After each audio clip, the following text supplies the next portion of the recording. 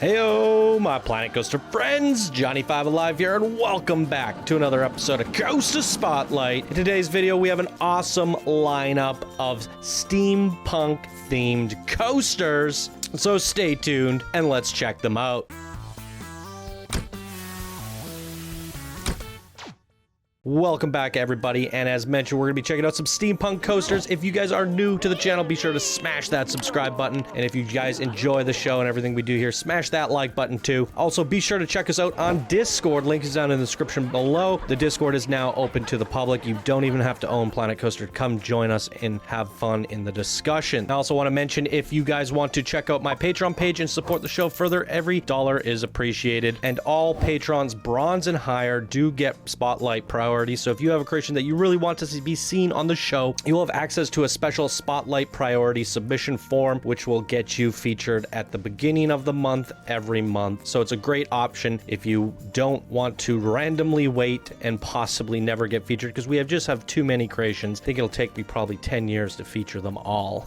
With that aside, let's jump into today's amazing creation, starting with Skyborne Steampunk Coaster, created by Evan Solodenko. He is one of our Discord builders, and here he says, twist and turn throughout the jagged rocks and gears as you make your way through the steampunk utopia. Skyborne includes a handful of steampunk inspired buildings and a custom built airship. Altogether, Skyborne is exactly 4,000 pieces. Oh, and then he says to please paint the ground rock, which I will do now. Alrighty, let's take a look at this coaster. We're dealing with a launch vector, and here's a look at the stats, all green across the board, almost 2 minutes in duration with 1,500 meters in track length. So quite a doozy for a blueprint coaster. Let's delay no further and get onto this.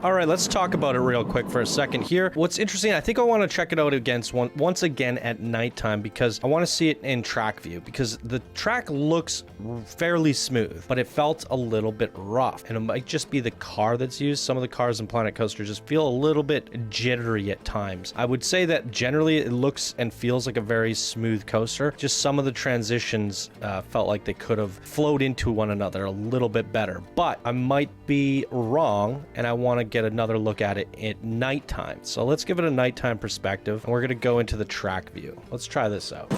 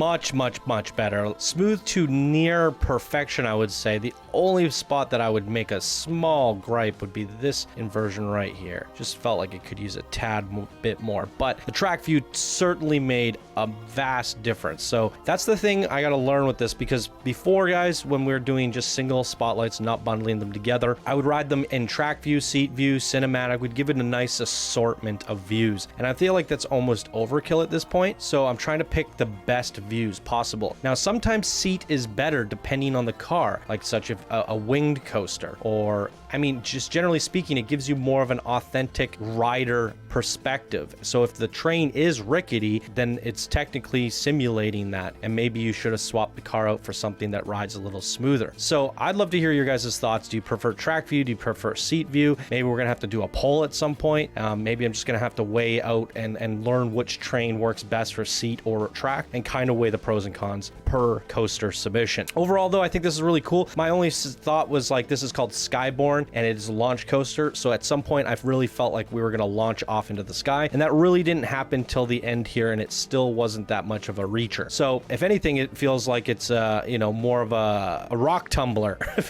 I don't know. It's just the Skyborne name does not seem to be apparent in the theming other than the airship. So definitely has the steampunk aesthetics, though. So good job on this one here today, Elvin Solodenko. Really good job here. All right, let's check out our next creation, Copperhead Strike, created by Capital Thrills, one of our Discord expert builders. Here he says, okay guys, before I say anything else, I completely forgot to submit this after I created it, so my mistake. Copperhead Strike gives a bit of a tease as to what Westbrook Pines will look like and how it's laid out. This coaster is the twistiest steel tower I've conceived, and hope you all enjoy. Unfortunately, it's doing as well on the workshop as I thought. However, thank you to everyone else. Thank you. I greatly appreciate your support, and can't wait to show you guys what's ahead in the near future. Based off that comment, I feel like he's saying it's not doing well on the workshop, and I'm looking here and it has 0 stars. Wait, nope, yes, 0 stars. So if you guys own Planet Coaster, click the link down in the description below and go rate your favorite coasters of the episode. Rate them all if you're feeling generous, if you think they deserve it. But I definitely think this one here deserves some rating, so go give it a rating, and that'll be with all my episodes, guys. I always have a link down in the description. So if you see something you like, give it a download, give it a rating. If you really like something, go give it a thumbs up. Boom. All right, let's delay no further and check out the ride stats on this coaster. So starting things off, we have a torque launched coaster, and here's a look at the stats. All green, almost 8 excitement, good fear. I mean, this thing looks exciting. Like, I can't believe you got such good stats out of this. Not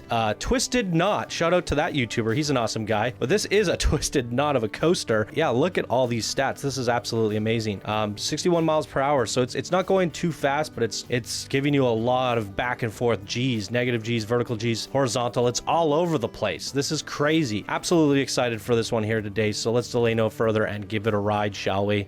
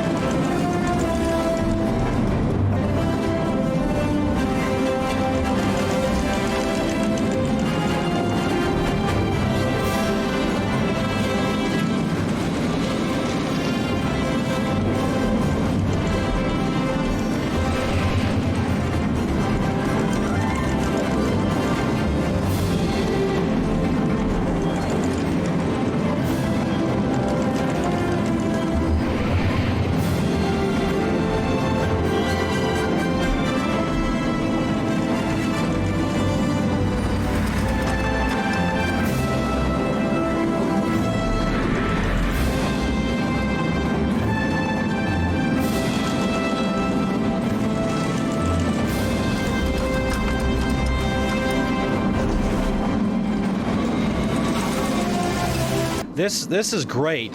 This is also a really good example of what we were just talking about with the last creation, how the coaster train can feel a little bit wobbly at times, but I'd feel like the first 33%, it was just struggling to get around these crazy inversions and twists a little bit. It's just a little herky-jerky, but then it started to gain its traction, and it was very smooth from one bank into the next. Say the last 60%, last half, felt really smooth, other than I think it was this last bend. It felt a little bit rickety. It's just when the track gets tight like like that. The train really struggles and jitters, but when it's smooth like this, it was just sailing along. I think this one worked really well in Seat View, and it has nice nighttime lighting, so why don't we give it another go in Track View?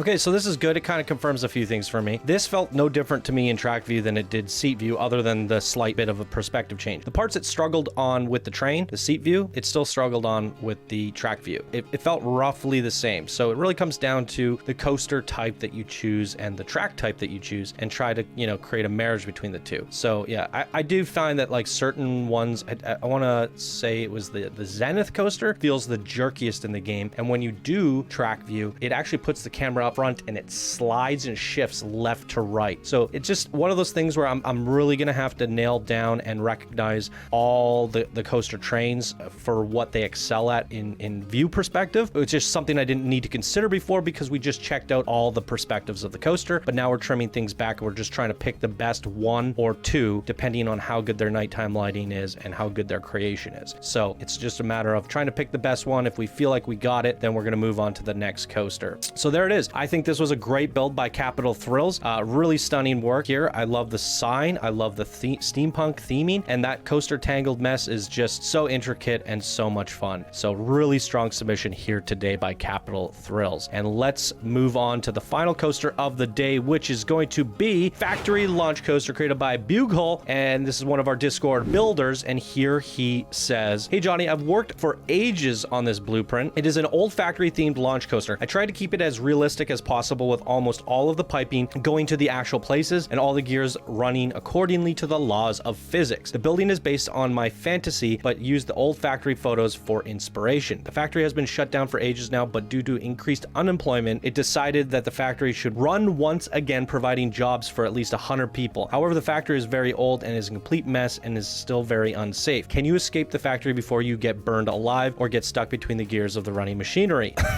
Sounds to me like those 100 people aren't going to have jobs for much longer. The coaster has a ride both at day and night. Seat View 1 is best. There you go. So he's asking us to do Seat View 1. So there you go. Maybe that's something you guys should put in your submission headers, is what you want me to ride it at, because now we're trimming it back. So I want your best choice. So here we are. We have a torqued launch coaster again, same as the last here, which rode really well in Seat View as we saw. And he says it runs both day and night. Let's take a quick peek at this. Think about the factories, they don't look as good at day because it's just very hard edge brick that doesn't look clean and the textures are flat. So my personal choice here is I think we're going to do the night on this run and see how that goes. So there's a look at the rest of the results, guys. Let's get on this.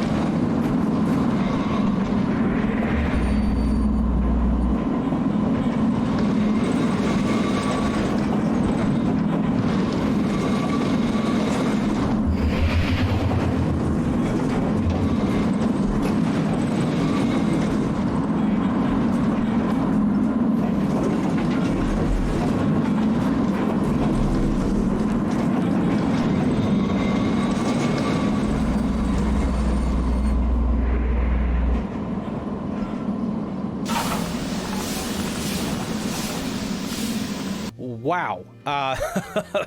That was quite a nice surprise. It definitely excelled at nighttime too. And this goes to show that like I felt like this was smooth the whole way through, other than this transition here. Something about it just felt a little jarring. But other than that, I think it was really, really smooth. The little storytelling that you did here was quite a nice surprise, I think. You have the sirens going off, something's going wrong, the barrels catch fire, a lantern on oil, not a good thing, and we just have to GTFO before everything explodes. I like the little animatronics of the factory workers. I don't quite count 100, maybe 2 people got employed, but that's quite okay. I still get the concept there. But man, the factory looks good. I usually find these factory builds are very tricky to do. They can often come out looking very boring and bleak, but even at daytime, which is usually when they look the worst, I think there's enough detail here in the undulation of the building, the windows, the smokestacks, the details on top. I mean, you really went above and beyond to get that factory look. You said you used a little bit of reference, but this is kind of your fantasy, and I think you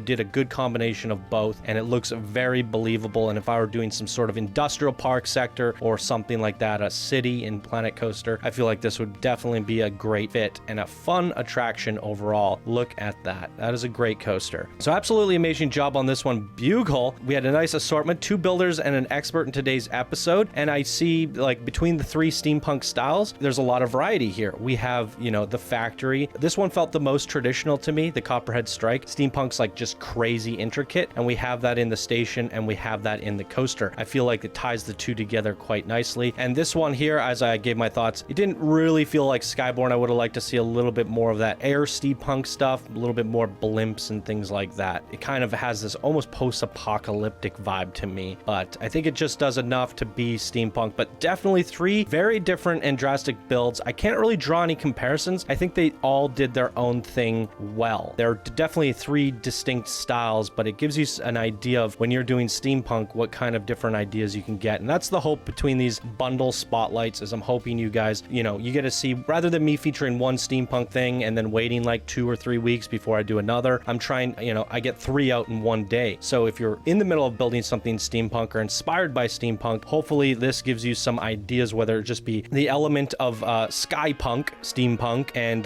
building a blimp. Maybe that's where you draw some inspiration from that. Maybe you're trying to build a factory or something industrial. Maybe you take some inspiration from that. And then, you know, the crazy gears and contraption of this one, as well as the tangled coaster. How do you deal with supports? How do you deal with piping? How do you deal with all this stuff? This is quite madness, and maybe you can draw some inspiration from that madness. So great job today to Evan Solo Danko, Capital Thrills, and Bucol on 3 amazing creations. Keep up the good work, everybody. And that's going to do it for this episode from me here today, ladies and gentlemen. So thank you so much for watching. I hope you all have a wonderful day, and I will see you in the next episode. Bye now.